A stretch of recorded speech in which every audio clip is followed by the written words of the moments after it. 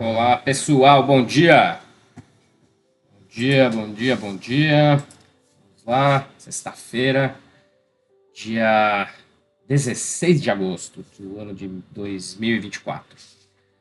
Vamos lá começar a nossa transmissão de hoje, né? Hoje, sexta-feira, dia que a gente lê o Livro dos Espíritos. Então, vamos dar continuidade à leitura. A gente está aqui na parte da introdução.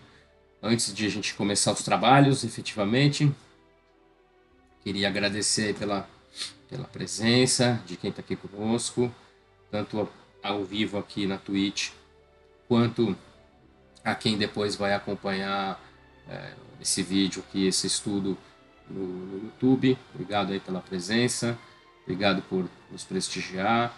Peço que nos sigam a gente no canal aqui na Twitch, nos sigam lá no YouTube, dê o seu joinha se você gostou aqui do vídeo, clica ali no sininho para lhe avisar quando tiver vídeos novos, compartilhem com as pessoas que vocês gostam, pessoas que têm interesse pelo assunto. O nosso canal Conexões e Crenças é um canal que se propõe a falar de espiritualidade. A gente está iniciando um trabalho, então a gente está iniciando esse trabalho com a leitura e estudo da Bíblia Peshitta, segundas e quartas-feiras, e do Livro dos Espíritos na sexta-feira. Em breve a gente vai trazer novos conteúdos, em breve a gente vai trazer pessoas para a gente conversar, trazer novos temas. Então é um canal livre e aberto a sugestões, a dicas, a solicitações. Então você que se afiniza com esse conteúdo, que tem interesse em saber coisas diferentes, que queira falar, que queira contribuir, queira participar, manda uma mensagem para a gente no direct, no nosso e-mail, que é conexões crenças@gmail.com, conexões.crenças@gmail.com. Faça contato conosco através do nosso canal no Instagram, mande um direct lá, no conexões.crenças no Instagram. Mantenha esse contato ativo para a gente fazer esse espaço aqui, um espaço de contribuição, né? Contribuir um com o outro com o aprendizado, com o conhecimento, que o conhecimento realmente ele é libertador, né? Então, só através do conhecimento que a gente consegue se livrar das amarras, né, da Matrix.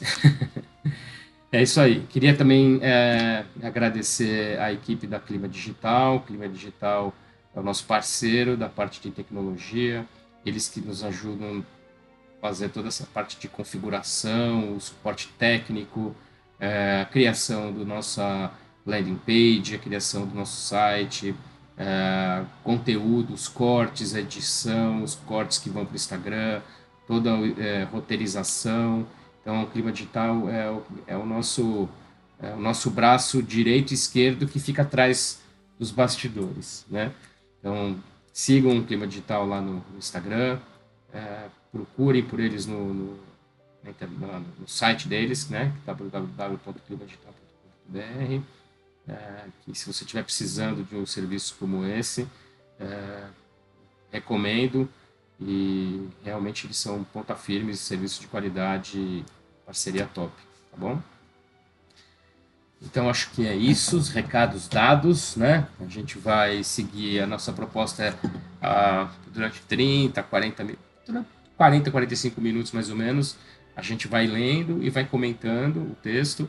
Então é bacana que se você tem interesse nesse conteúdo, mas não tenho tempo de ler, não tenho paciência de ler, deixa o vídeo rodando aí, vai ouvindo, né? E vai aprendendo junto conosco, tá bom? Então é isso. Eu vou comentando, obviamente, do meu ponto de vista, né? Com a base que eu tenho aí de conhecimento, de estudo, claro, aberto aí ao comentário de vocês. Ninguém tem a verdade absoluta, simplesmente é o meu ponto de vista de acordo com aquilo que eu já estudei, daquilo que eu conheço, né? Mas longe de ter a verdade absoluta aqui, posso claramente tem um viés, né, de pensamento e de formação, mas Estou aberto aí a gente poder dialogar. Tomar um pouco d'água para lubrificar as cordas vocais. E a gente vai dar início aqui à leitura. Tomar um cafezinho também. Meu cafezinho está sempre me acompanhando aqui do lado, né? 9 da manhã, a gente está sempre tomando um café. Eu gosto de tomar um balde. Tá meio quente ainda. Mas vamos lá. Sem mais enrolações, né? Não é enrolação, né? Simplesmente são os recados importantes que a gente precisa dar.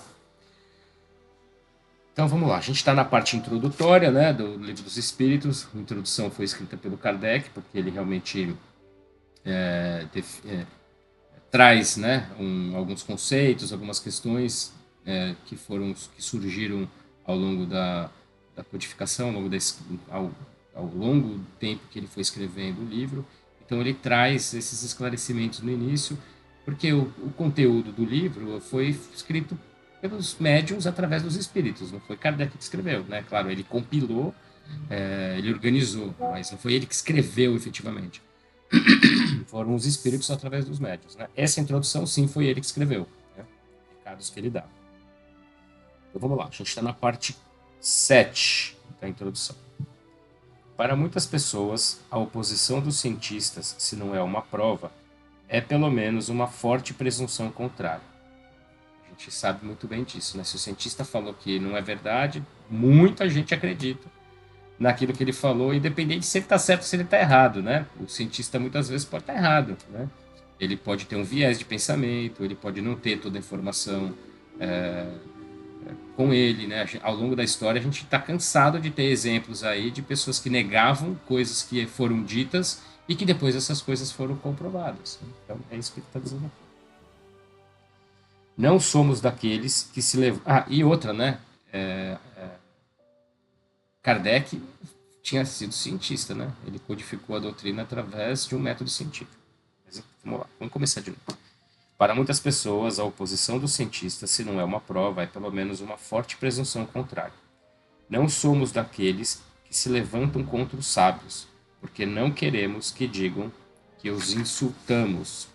Temo-los, ao contrário, em grande estima, e seríamos muito honrados de estar entre eles. A sua opinião não poderia ser, em todas as circunstâncias, um julgamento irrevogável. Desde que a ciência sai da observação material dos fatos e trata de apreciar e de explicar esses fatos, o campo está aberto às conjecturas. Cada um traz seu pequeno sistema que quer fazer prevalecer, e o sustenta com obstinação. Não vemos todos os dias as opiniões mais divergentes alternativamente preconizadas e rejeitadas, logo repelidas como erros absurdos, depois proclamadas como verdades incontestáveis? É exatamente o que eu falei anteriormente. Os fatos, eis o verdadeiro critério dos nossos julgamentos, o argumento sem réplica. Na ausência de fatos, a dúvida é a opinião do sábio. Então, a ciência precisa ser baseada em fatos. Saiu dos fatos, vira opinião, vira achismo, né? Independente se a pessoa tem mais ou menos conhecimento. Claro, se ela tem mais conhecimento, a opinião dela tende a ter uma proximidade maior com a verdade, mas não é verdade, é opinião, né? Porque ela saiu da base dos fatos. É isso que ele está dizendo aqui. Para as coisas notórias, a opinião dos sábios faz fé a justo título.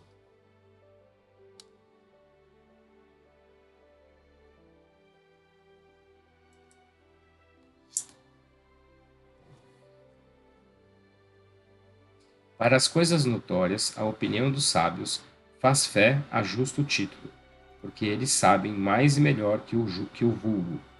Mas em fatos de princípios novos, de coisas desconhecidas, sua maneira de ver não é sempre senão hipotética, porque não são mais que os outros isentos de preconceitos. Exatamente o que eu falei, quer dizer, se é uma coisa notória, algo que faz sentido dentro do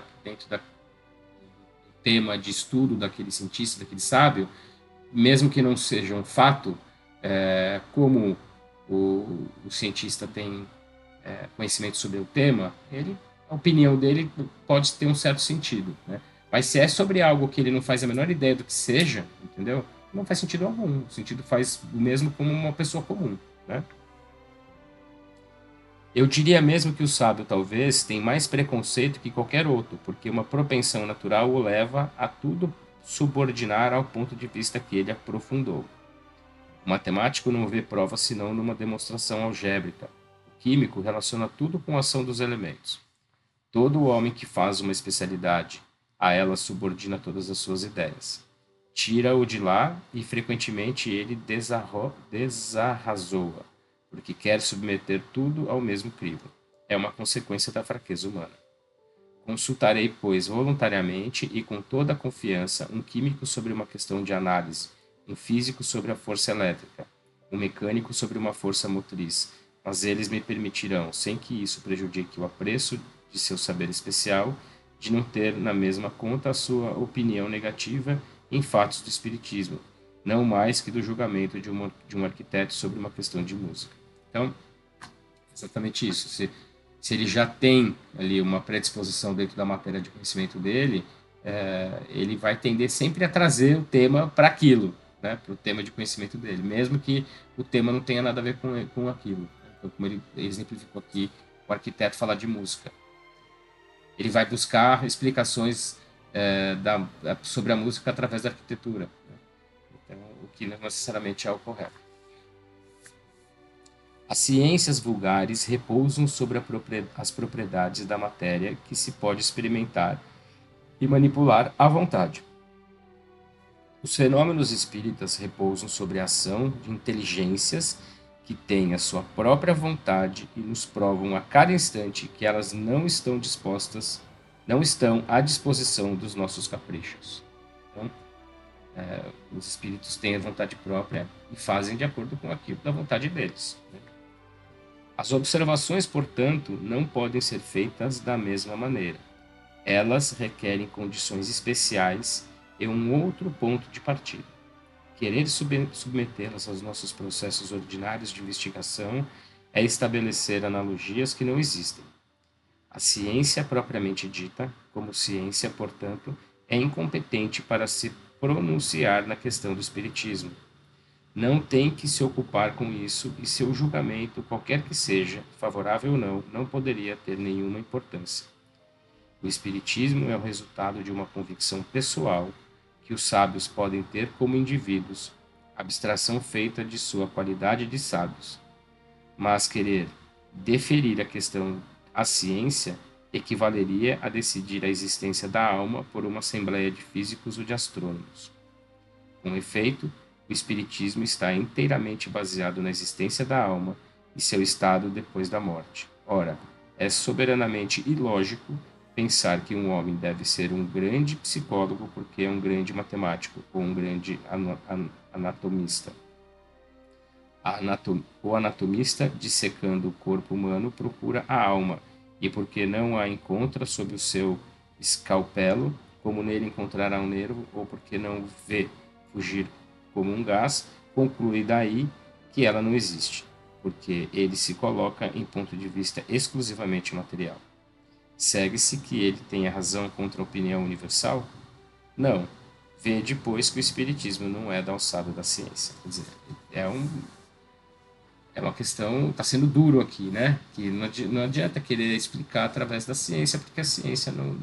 A época, né? A época que foi escrito aqui, o livro dos Espíritos, não tinha condições de comprovar os efeitos espirituais. Hoje já se tem, né? Hoje a gente já se tem casos aí de comprovação de fluidos, de até fotografias de espíritos, enfim. Você consegue visualmente ter essa comprovação. Mas o importante aqui é a contextualização que ele traz.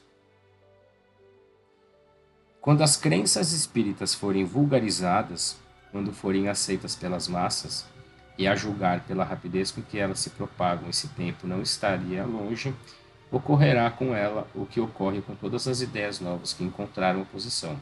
Os sábios se renderão à evidência.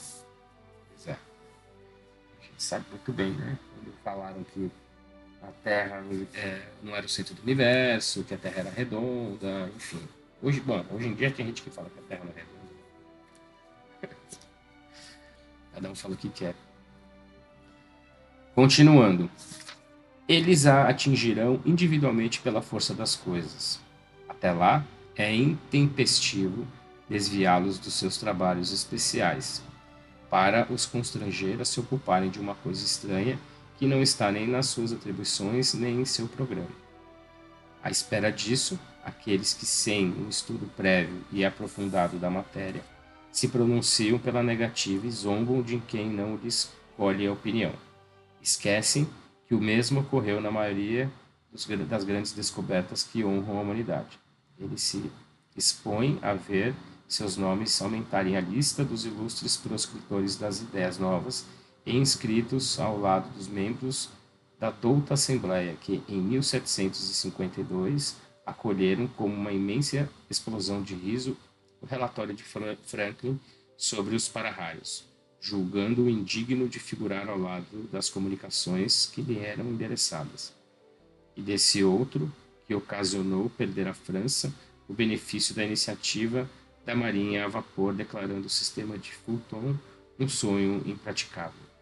E essas eram questões de sua alçada. Se, pois, essas assembleias que contavam em seu seio com a elite dos sábios do mundo não tiveram senão o escárnio e o sarcasmo por ideias que não compreendiam e que alguns anos mais tarde deveriam revolucionar a ciência, os costumes e a indústria, como esperar que uma questão estranha aos seus trabalhos obtenha mais favor? Está explicado aqui, né? Eu não conheço, então eu não acredito. Mais ou menos isso. Eu não vejo, eu não conheço, então não é verdade. Tão limitada, né? A cabeça do ser humano.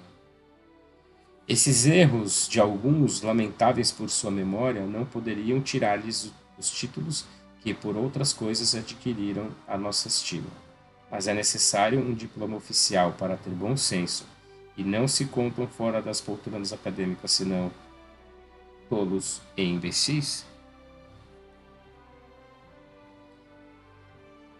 Que se analisem os adeptos da doutrina espírita e se verá se nela não se encontram senão ignorantes, e se o número imenso de homens de mérito que a abraçaram permite se a relegue ao nível das crenças vulgares. O caráter e o saber desses homens valem bem o que se disse, uma vez que eles afirmam é preciso ao menos que haja alguma coisa. Repetimos ainda que se os fatos que nos ocupam se encerrassem no movimento mecânico dos corpos, à procura da causa física desse fenômeno entraria no domínio da ciência. Mas desde que se trata de uma manifestação fora das leis da humanidade, ela escapa da competência da ciência material, porque ela não pode se exprimir nem por algarismos, nem pela força mecânica, quando surge um fato novo que não compete a nenhuma ciência conhecida. O sábio, para estudá-lo, deve fazer abstração de sua ciência e dizer-se que é para ele um estudo novo, que não se pode fazer com ideias preconcebidas. O homem que considera a sua razão infalível está bem perto do erro. Mesmo os que têm as ideias mais falsas se apoiam sobre a sua razão e é em virtude disso que rejeitam tudo o que lhes parece impossível. Os que outrora repeliram as admiráveis descobertas que a humanidade se honra faziam todo apelo a esse julgamento para as rejeitar. Ao que se chama razão, frequentemente, não é senão orgulho disfarçado, e quem quer que se creia infalível se coloca como igual a Deus. Dirigimo-nos, pois, àqueles que são bastante sábios para duvidar daquilo que não viram, e que julgam o futuro pelo passado. Não creiam que o homem tenha alcançado seu apogeu, nem que a natureza tenha virado para ele a última página de seu livro. Duro, né? Texto bem duro aqui de Kardec. Se posicionando efetivamente, né? Que realmente não se pode tomar o futuro pelo passado, né? E que os cientistas têm que estar abertos, né? Às novas teses, né? E novas comprovações aí. Agora a gente vai começar a parte 8.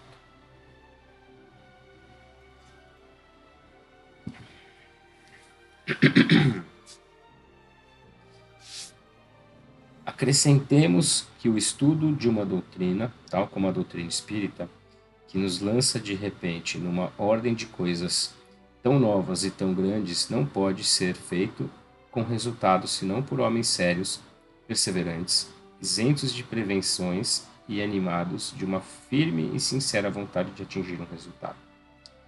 Não poderíamos dar essa qualificação àqueles que julgam a priori, levianamente e sem ter visto tudo, que não dão aos seus estudos nem a continuidade, nem a regularidade, nem o recolhimento necessário. Saberíamos, menos ainda, dá-la a certas pessoas que, para não faltar à sua reputação de pessoas de espírito, se empenham em procurar um lado burlesco nas coisas mais verdadeiras, ou julgadas tais, por pessoas cujo saber, caráter e convicção dão direito ao respeito de quem se vanglorie de educado. Portanto, aqueles que não julgam os fatos dignos deles e da sua atenção, que se abstenham. Ninguém sonha violentar suas crenças, mas que queiram, pois, respeitar a dos outros. Ou seja, respeitem, né? O respeito é fundamental. Ninguém aqui está julgando ninguém, mas respeitem, nos respeitem sem julgamento. Continuando aqui a parte 8. O que caracteriza um estudo sério é a continuidade que se lhe dá. Deve-se admirar de não se obter frequentemente nenhuma resposta sensata a questões graves por si mesmas. Quando são feitas ao acaso e a queima-roupa, no meio de uma multidão de questões. Deve-se admirar de não se obter frequentemente nenhuma resposta sensata a questões graves por si mesmas, quando são feitas ao acaso e a queima-roupa no meio de uma multidão de questões extravagantes. Uma questão, aliás, frequentemente é complexa e exige, por ser esclarecida, questões preliminares complementares. Quem quer adquirir uma ciência deve fazê-lo por um estudo metódico, começando pelo princípio e seguindo o encadeamento e o desenvolvimento das ideias. Aquele que dirige, por acaso, a um sábio uma questão sobre uma ciência do qual não sabe a primeira palavra, obterá algum proveito? O próprio sábio poderia, com a maior boa vontade, dar-lhe uma resposta satisfatória?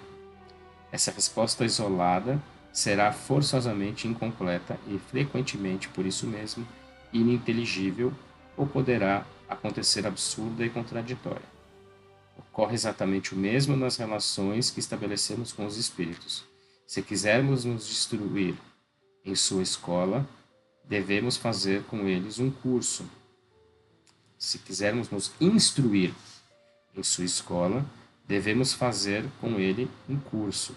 Mas como entre nós é preciso escolher os professores e trabalhar com assiduidade.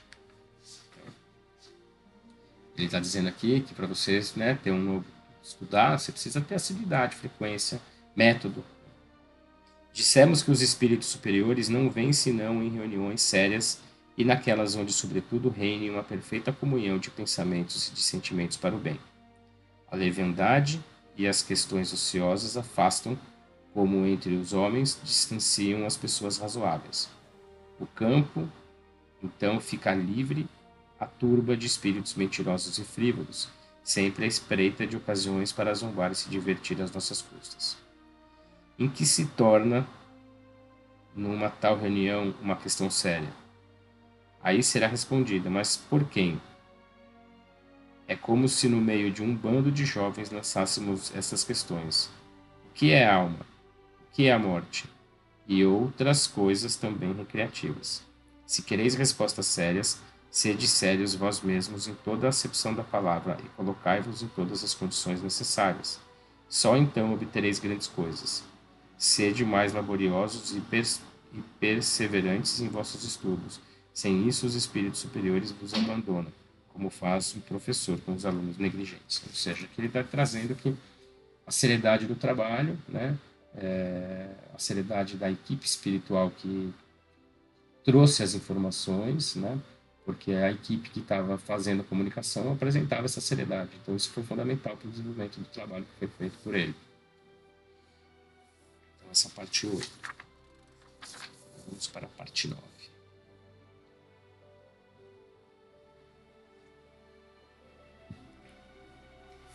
O movimento dos objetos é um fato firmado. A questão é saber se nesse movimento há ou não uma manifestação inteligente. E, em caso afirmativo, qual é a fonte dessa manifestação. Então, que o objeto se move é fato. A questão é saber se há inteligência nesse movimento e se há inteligência, que tipo de inteligência. Não falamos do movimento inteligente de certos objetos, nem das comunicações verbais, nem mesmo daquelas que são escritas diretamente pelo médium.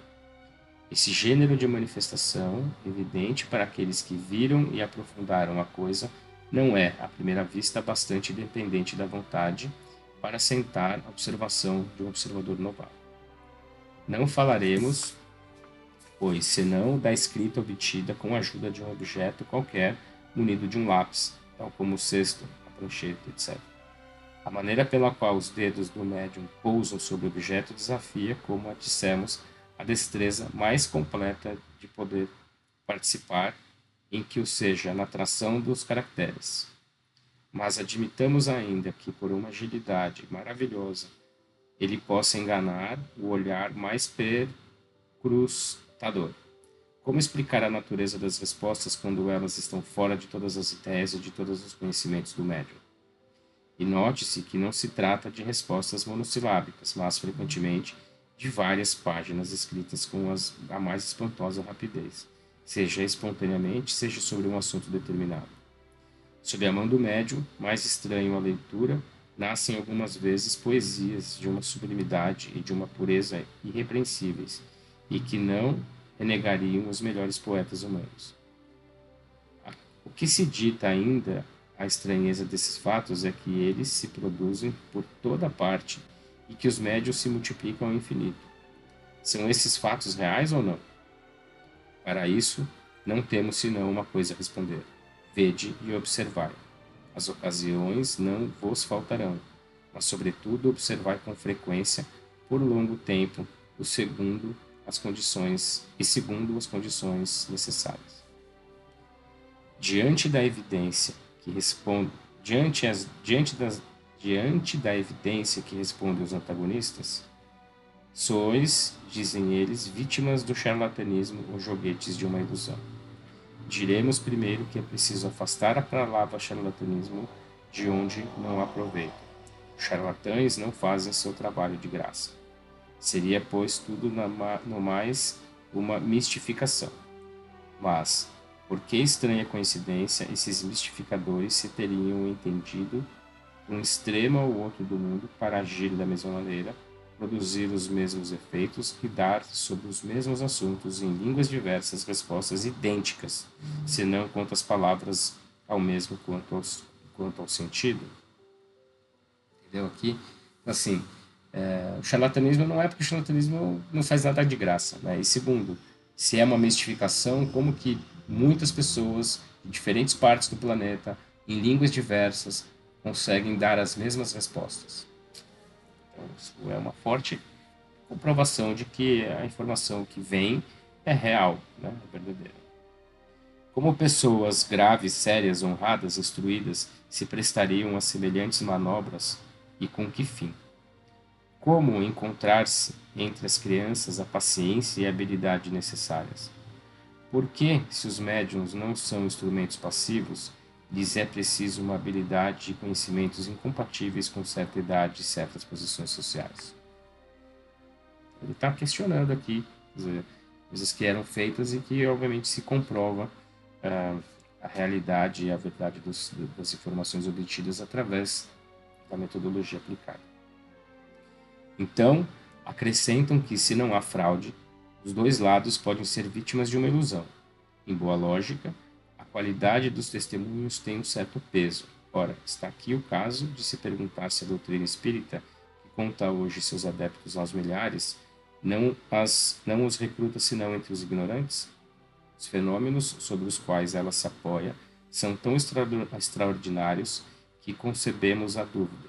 Mas o que não se poderia admitir é a pretensão de certos incrédulos ao monopólio do bom senso, e que, sem respeito pelas conveniências ou valor moral de seus adversários, taxam sem cerimônia de ineptos todos aqueles que não têm a sua opinião. Parece que isso acontece muito hoje ainda. Não sei, né? Estranho. 250 anos atrás.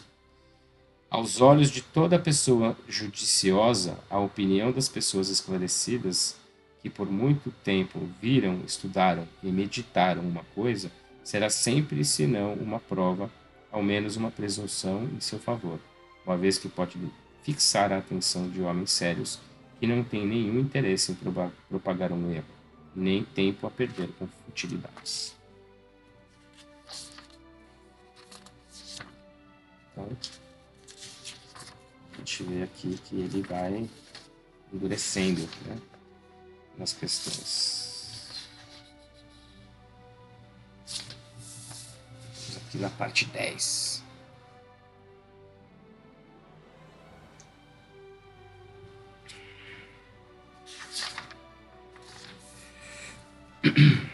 Entre as objeções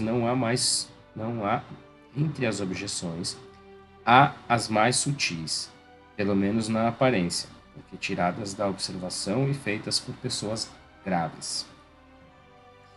Uma das objeções é tirada da linguagem de certos espíritos que não parecem de elevação que se supõem aos seres sobrenaturais.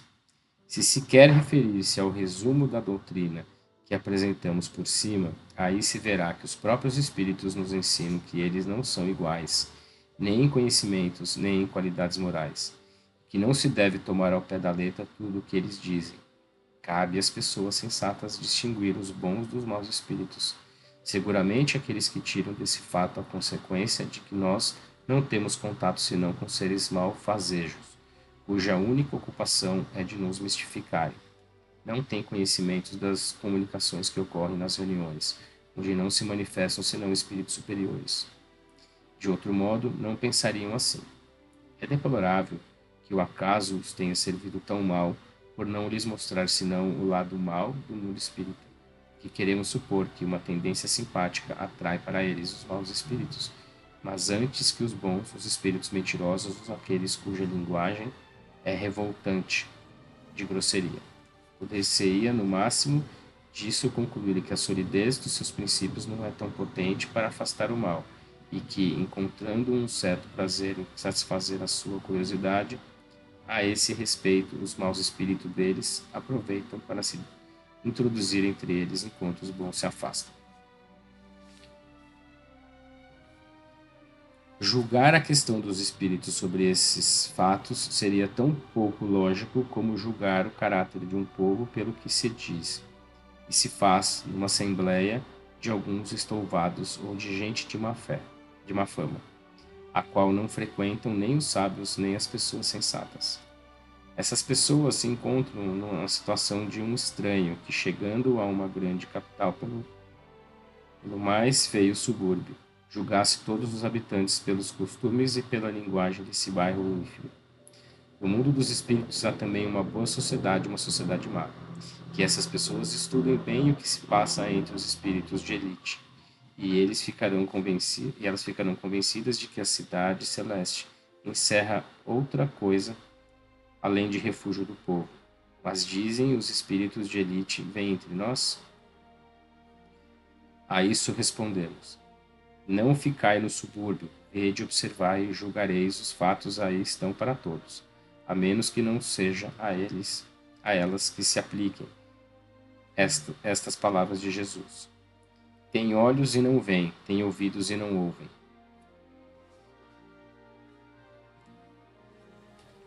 Uma variante dessa opinião consiste na de não ver nas comunicações espíritas em todos os fatos materiais e que elas dão lugar senão à intervenção de uma força diabólica, novo Proteu que revestiria todas as formas para melhor nos enganar. Não a cremos suscetível de um exame sério, por isso nela não nos deteremos. Ela se encontra refutada por aquilo que dissemos. Aditaremos somente que assim fosse, seria preciso convir que o diabo algumas vezes é bem sábio, bem razoável e sobretudo bem moral, o que é também bons diabos.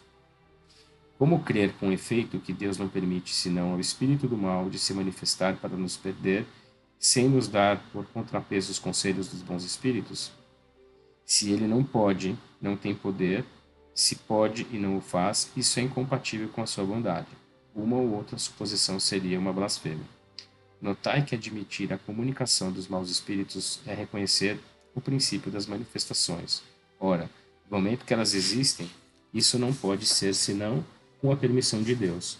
Como crer sem impiedade que ele não permite senão o mal com exclusão do bem? Uma tal doutrina é contrária às mais simples noções do bom senso e da religião. Então, ele traz a lógica, né? Ele traz o bom senso, que faz total sentido, obviamente.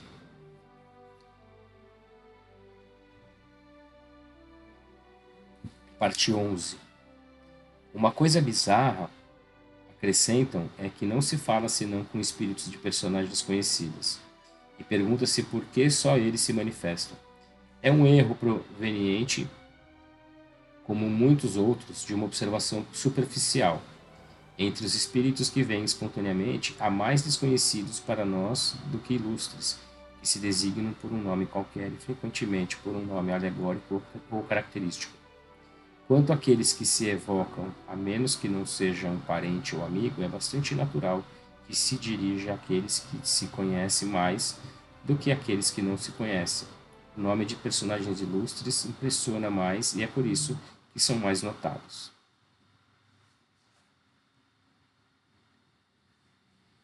Acham singular ainda que os espíritos de homens eminentes venham familiarmente ao nosso apelo e se ocupem algumas vezes de coisas insignificantes em comparações com as que realizaram durante a sua vida.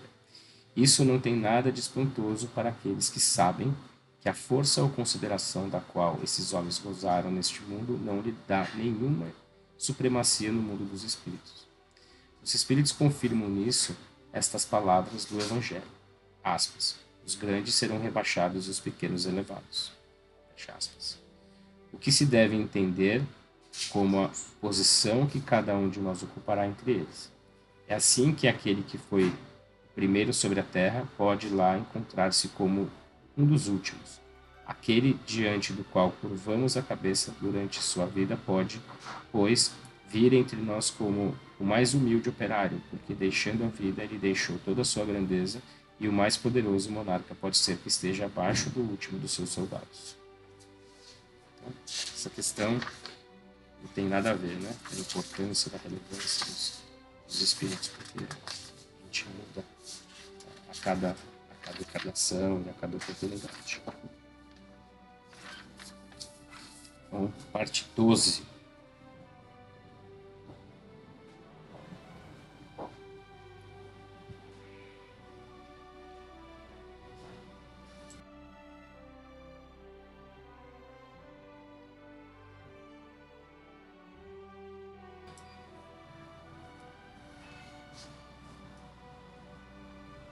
Parte 12. Um fato demonstrado pela observação e confirmado pelos próprios espíritos é que os espíritos inferiores tomam emprestado, frequentemente, nomes conhecidos e reverenciados. Quem, pois, pode nos assegurar que aqueles que dizem ter sido, por exemplo, Sócrates, Júlio César, Carlos Magno, Fénelon, Napoleão, Washington, etc., tenham realmente animado esses personagens? Essas dúvidas existem entre muitos adeptos fervorosos da doutrina espírita. Eles admitem a intervenção e a manifestação dos espíritos, mas se perguntam qual o controle que se pode ter da sua identidade. Interessante isso, né? Porque até hoje, né? Muitas comunicações mediúnicas a gente recebe, tem muita coisa na internet. Você fala, mas será que realmente é esse espírito que está se autodenominando aí, quem está mandando essa mensagem? Então, é importante a gente saber isso e a gente ter isso em mente. Esse controle é com efeito bastante difícil de se estabelecer. Se ele não o pode ser de maneira bastante autêntica, como por um ato de estado civil, pode ou ao menos por presunção, depois de certos indícios. Quando o espírito de qualquer um que nos é pessoalmente conhecido se manifesta, um parente ou um amigo, por exemplo, sobretudo se morreu há pouco tempo, ocorre, em geral, e sua linguagem está em relação perfeita com o caráter que lhe conhecemos. É já um indício de identidade. Mas a dúvida não é quase mais permitida quando esse espírito fala de coisas íntimas, lembra de circunstâncias de família que não são conhecidas senão por do interlocutor. Um filho não se equivocaria seguramente com a linguagem de seu pai e de sua mãe, nem os pais sobre a dos seus filhos. Passam-se algumas vezes nessas espécies de evocações íntimas, coisas surpreendentes, de natureza a convencer o mais incrédulo. O cético, mais endurecido, frequentemente fica assombrado com as revelações inesperadas que lhe são feitas. Uma outra circunstância muito característica vem em apoio da identidade. Dissemos que a escrita do médium muda geralmente com o espírito evocado, e que essa escrita se reproduz exatamente a mesma cada vez que o mesmo espírito se apresenta. Tem-se constatado muitas vezes que para as pessoas mortas há pouco tempo, essa escrita tem uma semelhança marcante com a da pessoa em sua vida. Tem-se visto assinaturas de uma exatidão perfeita. Estamos, de resto, longe de dar esse fato como uma regra e, sobretudo, como constante. Mencionamo-lo como uma coisa digna de nota. Ou seja, né, às vezes a própria grafia, a assinatura, é uma forte evidência de que se trata daquele espírito. Só os espíritos que atingiram um certo grau de depuração estão libertos de toda influência corporal, mas quando não estão completamente desmaterializados, é a expressão da qual se servem, eles conservam a maioria das ideias, das tendências e mesmo das manias que tinham sobre a Terra, e é ainda esse um meio de reconhecimento. Mas eles se encontram, sobretudo, numa multidão de fatos, de detalhes que só podem ser revelados por uma observação atenta e firme. Vêm-se escritores discutir suas próprias obras ou doutrina, aprová-las ou condenarem certas partes, outros espíritos lembrarem circunstâncias ignoradas ou pouco conhecidas de sua vida ou de sua morte, coisas enfim que são todas ao menos provas morais da identidade, as únicas que se podem invocar tratando-se de coisas abstratas. Enfim, o espírito muitas vezes traz fatos da vida dele ou coisas que se aproximam do que ele fez, mas que poucas pessoas sabem sobre a sua obra. Então, isso são fortes evidências de que se trata daquele espírito. Se, pois, a identidade do espírito evocado pode ser, até certo ponto, estabelecida em alguns casos, não há razão para que não seja em outros. E se não há para as pessoas cuja morte é mais antiga, os mesmos meios de controle, se tem sempre o da linguagem e do caráter. Porque, seguramente, o espírito de um homem de bem não falará como o de um homem perverso ou debochado. Quanto aos espíritos que se enfeitam com nomes respeitáveis, eles se traem pela sua linguagem e suas máximas. Aquele que se dissesse Fenelon, por exemplo, e que ofendesse, não fosse senão acidentalmente o bom senso e a moral mostraria por isso a fraude. Se ao contrário os pensamentos que ele exprime não são sempre puros, sem contradição e constantemente à altura do caráter de Fenelon, não há motivo para duvidar da sua identidade. De outro modo, seria preciso supor que um espírito que não prega senão o bem pode conscientemente empregar a mentira, e isso sem utilidade. A experiência nos ensina que os espíritos do mesmo grau, do mesmo caráter e animados dos mesmos sentimentos se reúnem em grupos e famílias. Ora, o número de espíritos é incalculável e estamos longe de conhecer a todos. A maioria não tem mesmo nome para nós. Ou seja, se o espírito traz mensagens positivas, é um espírito do bem e ele se identifica, não faz sentido duvidar, né? Se é um espírito do bem, por que ele mentiria? Então, isso tem muito a ver. Então, a gente fala muito isso na doutrina, né? A gente identifica o espírito através da sua mensagem. Se é uma mensagem positiva, do bem, certamente ele tem a ver, ele realmente se identifica com o nome que ele efetivamente é. Estamos terminando aqui, tem mais 2 parágrafos dessa parte e a gente vai encerrar, tá? Já estamos com 44 minutos. Um espírito da categoria de Fenelon pode, pois, vir em seu lugar frequentemente, mesmo enviado por ele mesmo como mandatário. Ele se apresenta sob o seu nome, porque ele é idêntico e pode substituí-lo, e porque nos é preciso um nome para fixar as ideias. Mas que importa, em definitivo, que um espírito seja realmente ou não o de Fenelon? Do momento em que ele não disse senão coisas boas e que fala como teria dito o próprio Fenelon, é um bom espírito. O nome sob o qual se faz reconhecer é indiferente, e frequentemente não é senão um meio de fixar nossas ideias. Não seria o mesmo nas evocações íntimas, mas aí, como dissemos, a identidade pode ser estabelecida por provas de alguma forma patentes. Interessante, né? Então, é aquilo que eu falei, às vezes é um espírito da equipe, e ele vem, em nome do outro, passar uma mensagem de bem, né? E se a mensagem é positiva, não importa quem é o espírito, na verdade, né? Nós é que temos essa curiosidade de fofoca, né? Os encarnados.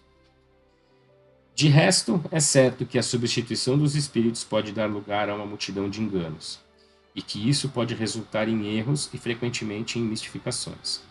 É essa uma dificuldade do espiritismo prático. Mas não dissemos jamais que esta ciência era uma coisa fácil, nem que se podia aprendê-la brincando, não mais que nenhuma outra ciência. Não será demasiado repetir. Ela exige um estudo assíduo e, frequentemente, longo demais. Não podendo provocar os fatos, é preciso esperar que eles se apresentem e, no geral, eles são conduzidos por circunstâncias das quais nem ao menos se sonha. Para o observador atento e paciente, os fatos se produzem em quantidade, porque ele descobre milhares de nuances características que são, para ele, rasgos de luz. Assim o é nas ciências vulgares, enquanto que o homem superficial não vê uma flor senão uma forma elegante, o sábio nela descobre tesouros pelo pensamento. Então é isso, pessoal. A gente leu aqui as partes, né? 7, 8, 9, 10, 11 e 12. Isso aí. 5 partes hoje. E aí na semana que vem a gente volta para continuar aqui na parte de introdução. A introdução vai até, tem a parte 13, 14, 15, 16 e 17. E aí depois a gente entra efetivamente no conteúdo do livro, tá bom?